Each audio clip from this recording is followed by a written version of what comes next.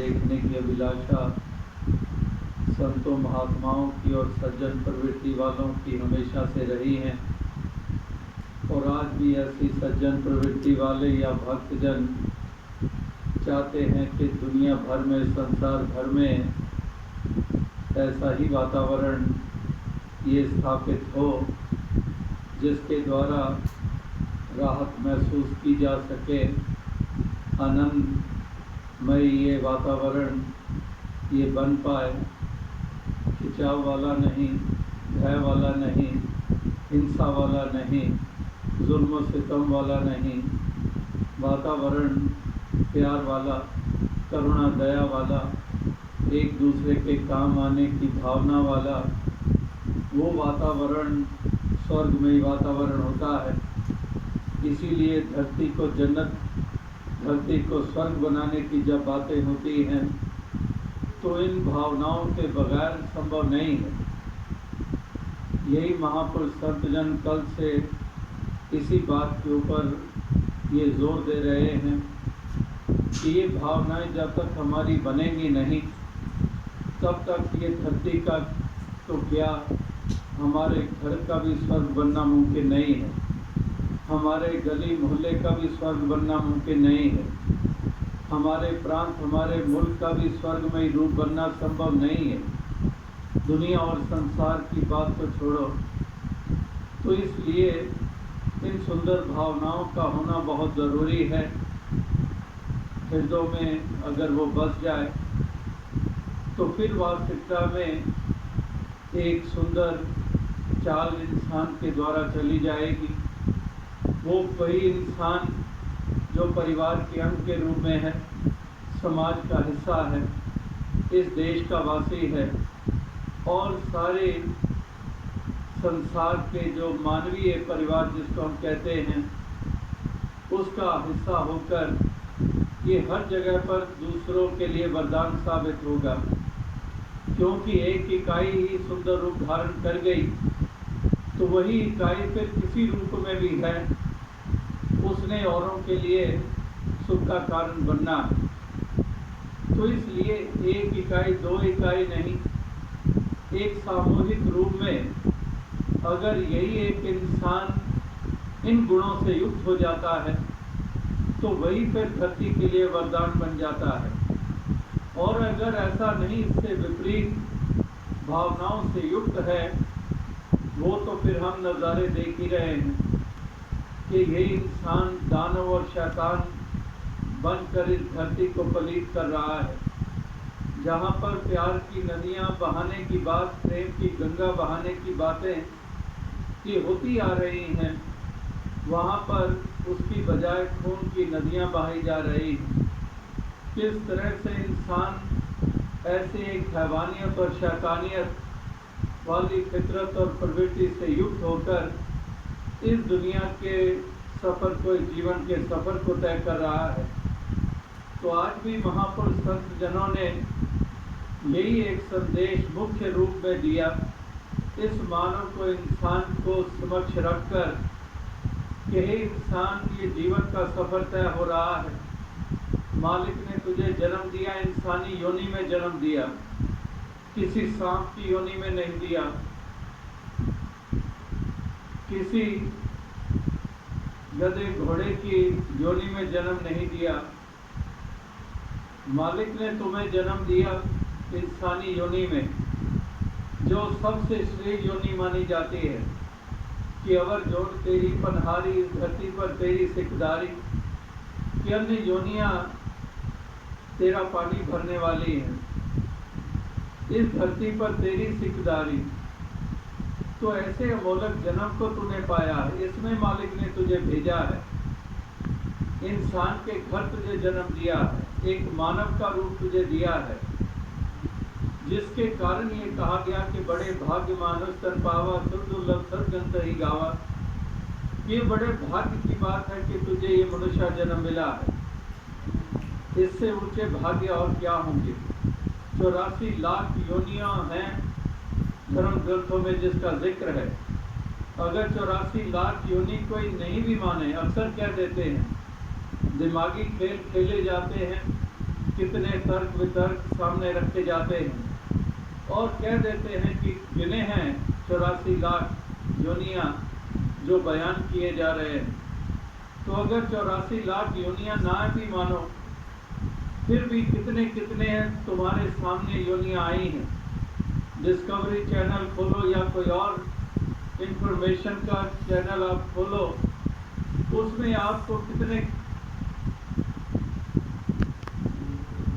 में जल में कितने कितने वो रूप मिल जाएंगे, कितने धरती के ऊपर कीड़े मकोड़ों की किस्में मिल जाएंगी, कितनी हवा में उड़ने वाले परिंदों की किस्में मिल जाएंगी, कितने जंगलों में रहने वाले जानवर, कितने ही सांप की जातियों प्रजातियां मिल जाएंगी।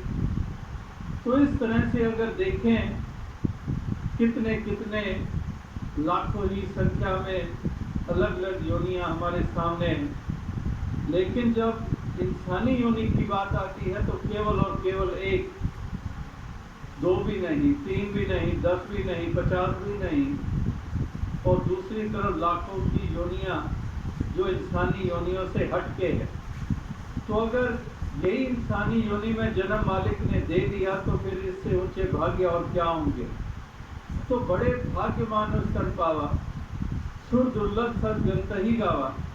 ये तमाम वेद शास्त्र धर्म ग्रंथ पुकार कर कह रहे हैं कि मनुष्य जन्म तुझे मिला, बड़े भाग्य की बात है। और भाग्य की बात किस लिए? क्या तुझे दिमाग मिला है इसलिए? क्या तुझे 4 टांगों की बजाय 2 पांव मिले हैं इसलिए? तेरी शक्लों सूरत सुंदर है इसलिए? नहीं, बड़े भाग्यमान स्तन पावा का मतलब इस संदर्भ में है कि जो मालिक ने तुझे ये अवसर दे दिया है, ये मौका दे दिया है कि तू अपने आप की पहचान कर सकता है, तू अपने मालिक की पहचान कर सकता है। ये सुनहरी अवसर के रूप में देखा गया है। इसीलिए वो भी कहावतें आपके सामने हैं जो बचपन से हम सुनते आ रहे हैं कि हीरे जैसा जन्म है कौड़ी बदले जाए, कि जन्म जो तुझे मिला है ये हीरे जैसा जन्म है। लेकिन अगर हीरे जैसा जन्म पाया और इसकी कदर ना की तो फिर यही कौड़ी मोल इसका पड़ता है। और अक्सर इंसान अपने ही हीरे जैसे अमूल्य जीवन का मोल कौड़ी डालते हैं, क्योंकि वो सत्य की तरफ नहीं बढ़ते हैं, क्योंकि वो मानवीय गुणों से युक्त नहीं होते हैं, क्योंकि ह्यूमन वैल्यूज से उनका कोई सरोकार नहीं है, क्योंकि उनके जीवन में प्रेम करुणा का कोई नामो निशान नहीं है, क्योंकि वो अहम अभिमान में जीते हैं, क्योंकि वो संकीर्णताओं में जीते हैं, क्योंकि वो तंगदिलियों में जीते हैं, क्योंकि वो दूसरों को कीड़े मकोड़े समझकर उन पर जुल्म और सितम करते हैं, कुचलते हैं, मसलते हैं, धर्म का नाम लेकर, मजहब का नाम लेकर, जाति का नाम लेकर, भाषा का नाम लेकर, या थोड़े से सिक्कों के लिए, थोड़ी सी जायदाद के लिए अपने ही भाई की जान लेने पे उतारू। पिता जिसने पाला पोसा है उसकी वसीयत किसी और तरफ ना मुड़ जाए, उसकी उससे पहले जान ही ले लो। तो इस तरह से इंसान में ऐसी वो फितरतें जाग चुकी हैं जिसके कारण उसने अपने ही जन्म का मोल कौड़ी डाला है, किसी दूसरे ने नहीं, खुद डाला है। क्योंकि खुद नहीं जागा, क्योंकि खुद नहीं संभला, क्योंकि खुद वो मानवीय चाल को नहीं अपनाया, तो फिर किसी और ने थोड़ी, तूने खुद ही अपनी इस अमोलक जन्म का मोल कौड़ी डाला है। क्योंकि केवल और केवल दुनिया और दुनियादारी तक तूने अपने इस सफर को सीमित रखा है, इससे आगे नहीं निकला है। तो इसलिए महापुरुष संतों के हमेशा से ये वचन आते रहे हैं कि इंसान इस जन्म को पाया है तो ये एहसास कर के मूल्यवान है। कौड़ी छिटकी हाथ ना आए, मनमुख अहला जन्म गवाए, कि मनमुख मत बन, अज्ञानी मत बन, एक जागरूकता को प्राप्त कर ले। जाग जा, उस जाग मुसाफिर घोर भई, क्यों जाग जा, रात्रि नहीं है, सुबह का वक्त है। इंसानी जन्म पाना यानी कि सुबह का वक्त है। उठ जाग मुसाफिर घोर भई, अब रैन कहाँ जो सोवत है। ये सोने का वक्त नहीं है। अब तुझे इंसानी जन्म मिल चुका है। ये भोर हो चुकी है, ये सवेरा हो चुका है। अब तू आंखें खोल ले, अब तू जाग जा। उठ सिस्टर जागे, उठो जागो, अराइज एंड अवेक। जैसे स्वामी विवेकानंद जी के मुख्य वचन ये अक्सर हमें पढ़ने को मिलते हैं कि arise and awake, do not be in slumberness, awake from the deep sleep you are sleeping in, no more slumberness, awake. The awakening has to take place in your life. उठ सिस्टर जागे, उठो जागो और प्राप्त कर लो जो प्राप्त करने लायक है, जान लो जो जानने लायक है, कदम वो उठा लो जो उठाने लायक है। तो इसलिए वो जागना जरूरी है, उसमें स्थापित होना जरूरी है। इसलिए जगाने की बात महापुरुष संतजन करते आ रहे हैं। लेकिन इंसान की ही फितरत युगों युगों से रही है सोने की। केवल एक कुंभकर्ण की बात नहीं है कि नगाड़े भी पीटे गए फिर भी नहीं जागता, ढोल भी बजाए गए नहीं जागता, कितने कितने साधन अपनाए जाते नहीं जागता।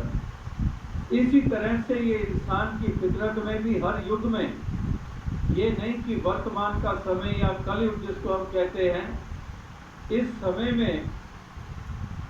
नमस्कार, मैं गौरी। ये कहानी मेरे जैसे कई लोग सोना इसके हिस्से में आया है। ये तो युगों युगों की बात है। ये सोता आया है, ये जागने को तैयार नहीं होता है। तो इसलिए महापुरुष संत जनों को सतयुग में भी जगाना पड़ा इंसान को, त्रेता में भी, द्वापर में भी। हर युग में इंसान ने सोए हुए को उठाना पड़ा है। ये नहीं कि जन्म मिला और उसके बाद थोड़ी होश संभाली और इसका मतलब ये जाग गया। सारी सारी उम्र ये सोया रहता है, सारी सारी उम्र बीत जाती है, लेकिन जागना इसके हिस्से में नहीं आता। यानी कि तमाम सफर जीवन का सोए हुए ही बिता देता है और ये सांसों की लड़ी भी फिर टूट जाती है और अंधकार में रहा, अंधकार कायम रहा और कोई बात बनी नहीं। तो इसीलिए महापुरुष संतजन यही एक जगाने का कार्य करते आए कि उठ जाग मुसाफिर घोर भई, कि उठ जाग जा हे मुसाफिर। मुसाफिर उसी को कहते हैं कि जो ठहरता नहीं है। तो दुनिया में हर कोई मुसाफिर